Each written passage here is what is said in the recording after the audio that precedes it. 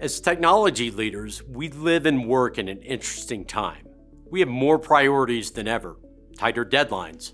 We all deal with threat actors that are really advanced. Technology is evolving very quickly. Some of us have shrinking budgets. Skilled human talent is scarce. My name is Artie Wilkowsky, and I'm the Chief Information Security Officer at Echostar.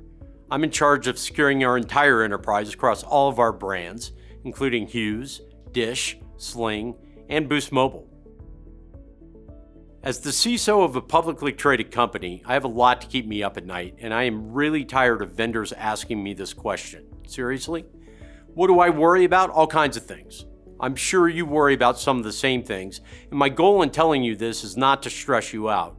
It's to let you know that you're not alone. I worry about things like quantifying risks to my board of directors and senior executives, retaining key talent, managing access, and looking at excessive permissions.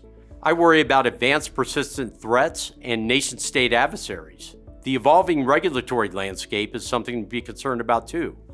Getting real value out of the tech investments that I make. Every leader I talk to worries about similar things. Some say we're paid to worry, but it's not just you. Maybe we can help each other. Lean into a professional contact. Talk to a consultant. Make sure you're getting paid to worry about something that you really care about.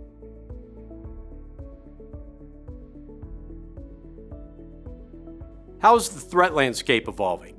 What about the tech industry? I'm old enough to remember when no one knew what the title CISO was. CIOs were even a rarity. I remember when I was a consultant, I had to convince people to spend money on security. Times have really changed. You remember when phishing emails had misspellings? Not anymore. We used to worry about things like websites getting hacked and defaced, which seems very quaint right now. Cybersecurity criminals are making all of us heed threats, large and small companies, in all different industries. Cyber criminals and fraudsters are compensated more now than ever. Many of them work at office buildings with human resources departments and benefits. I'm serious. Days of teenagers acting on their own and being an annoyance are done. Now young people operate in threat groups and they're coordinated. They no longer just prey on companies with deep pockets. Nation states are happy to help them. Nation states either perpetrate these crimes themselves or they're affiliated with these threat groups. Many of them have time on their side. They're well-funded. They're organized. They read the news and target companies that are doing exciting things. And they'll continue to use technology against us for nefarious purposes. Remember, this is not just you. They're going after all of us, every company, every industry, and even individuals.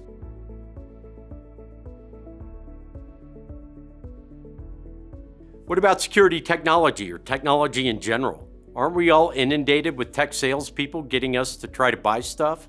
How many of us have made tech investments that might be right, but they're at the wrong time? I bet we all have. I know I have. The technology may be sound, but as soon as you realize that you have to figure out a bunch of things before you can start, like process and other things, you realize that you're paying for a license and getting very little in return. I believe that people and processes are more important than accumulating technology, especially when you're less mature. People and processes help you get value out of the investments you make. My team gets annoyed with me because I always tell them, prove to me that you can do something repeatable in a spreadsheet before we consider buying technology. I believe in platforms over best-of-breed solutions.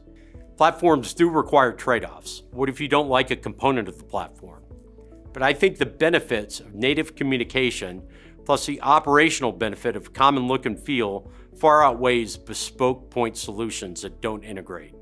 I see more leaders embracing platforms and moving away from the next new thing that they have to learn, implement, and integrate into their environment. Let's make it a point to maximize the benefit of the investments that we make. What if instead of using 20% of each solution, we were using 80%? What if we didn't have overlap between our solutions? Think about this. The people that sell to us all compare notes. They discuss which person in a company is easy or difficult to work with, who's a tough negotiator, who loves going out to dinners or sporting events, who struggles with their boss. They all talk. Well, what if we compare notes on them?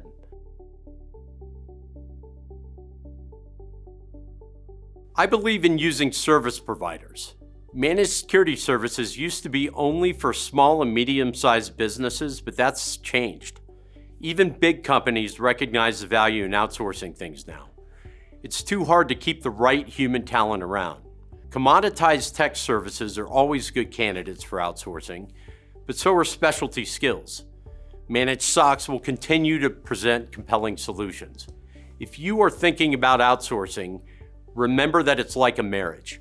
You get out of it what you put in. Don't expect a partner to understand your environment without spending the time with them so they really understand what's important to you. This takes a lot of work, but it pays off in the end. A lot of times, it's beneficial to work with a service provider. You won't be alone in your journey. They can bring a broader worldview, and they can give you insight on how other leaders like you solve similar problems. Evolving regulatory guidelines have impacted how everyone does their job. Do you do government business? There are requirements for that. What about things like PCI? GDPR protects consumers in the EU. CCPA protects people's information in the US. What about SCADA for power and utilities? HIPAA for healthcare? That means that you not only have to align your security program to the standards, but also the requirements of the customer that you're serving. That means they dig in and they might audit you. Many times this is harder than complying with the standard itself. You may ask why I'm bringing up things like CCPA and GDPR. It's because information technology, privacy, and cybersecurity continue to converge and grow together. Security and privacy is a team sport. If you're not close with your privacy leader, you should be. Think about how you can help your industry and yourself. Participate in standards reviews and industry councils. Give feedback to lawmakers on what makes sense and what doesn't make sense. If we all make it a point to do this, we would all benefit from it.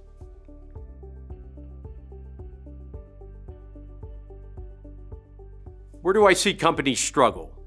Many of us fall short on the basics. Patching, configuration management, change management, limiting access, security awareness training. Then you add in more difficult things like managing organizational change. Educating people so they understand the benefits of new technology is paramount. This increases adoption. Then layer in hard things like third-party risk management, supply chain risk, and zero trust initiatives. All of these are very difficult. Talking about this with your peers makes sense, and consultants can really help.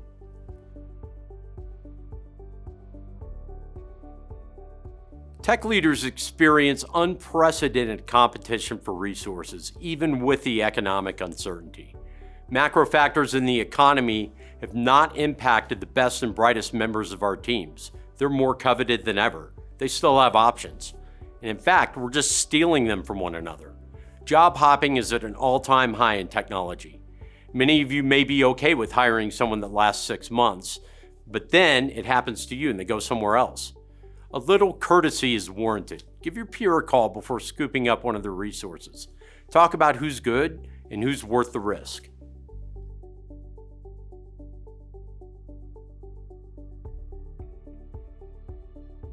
In terms of what the future holds, 2 things come to mind. AI and quantum computing will impact all of us. AI is going to change how we work, whether it's to our benefit or whether it's used against us. The possibilities are both exciting and scary. I'm not talking about AI taking jobs. I'm talking about cyber criminals using it against us. Same goes for quantum. We'll make a lot of things better. Lengthy, complex computing tasks will be easier and faster, but we also know that bad guys are going to leverage quantum against us. Think about things like breaking encryption algorithms and multi-factor authentication. We all have a lot of changes that we need to adapt to. If you're like me and starting to think about retirement, you are not immune. The future's here. Things are moving too quickly for us to avoid it. Look, in closing, I want to talk about how we're going to overcome all these obstacles. It's by helping each other. The government has been asking the private sector for increased collaboration for years, but it's a two-way street. We'll help them if they help us.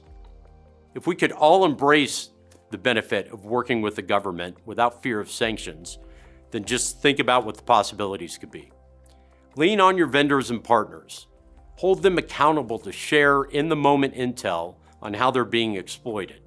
If they're aware of things that could benefit you, demand that they share this information with you. It should be timely.